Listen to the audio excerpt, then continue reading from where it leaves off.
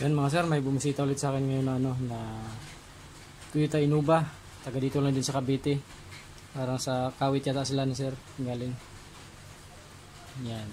Ang issue nito mga sir, pag malamig yung pag unang andar pa lang, blackout siya yung panel gauge niya. Tapos pag medyo mainit-init na, pag malayo na yung nabiyahe, yan. Katulad ngayon, pagdating nila ni sir, gumana bigla daw habang nasa biyahe sila. Gumana yung panel gauge. Okay siya pagdating nila kanina mga sir eh.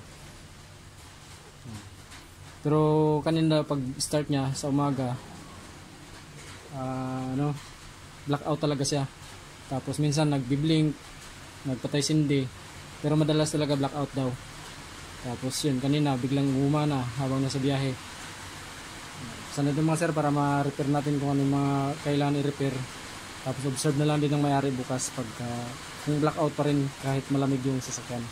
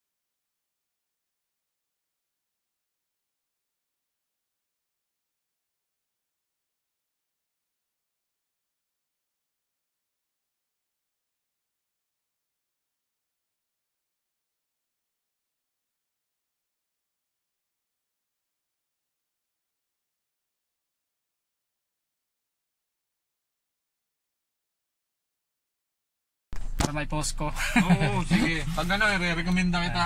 Thank you. Marami ako mga... Yan mga sir, yung panel gauge ng Toyota Innova na, anong year model to sir? 2008. Yan. Ang issue kasi nito mga sir, flicker. Pero pagdating kasi nila ni sir kanina, maayos siya. Pagka tumagal na sir, na gana siya ng... Blink na siya eh. Pag unang andar sir, nag-blink sir, Ayaw, tapos walang display. Tapos hanggang sa nag-normal siya. Hanggang pagdating nyo dito sir, normal sir, di ba? Normal, Tapos ito, observe na lang to ni sir bukas. Kasi ayos siya kanina pagdating nila eh. Hindi, pero nagbi-blink nga siya, kaya hindi siya rin okay. Nagbi-blink siya kanina ma'am pagdating nyo, Itong mga needle nga pala mga sir, nagbi-blink kasi. Kahit gumana na siya. Pero ngayon, hindi na siya nagbi-blink. Okay na siya. Nakalabas lagi yung base nyo sir, Oo, papacheck yan. Hindi kasi nagamit to, sa tita ko to eh. Utusan lang ako. Sa Amerika kasi. Yan, okay na mga sir. Maraming salamat.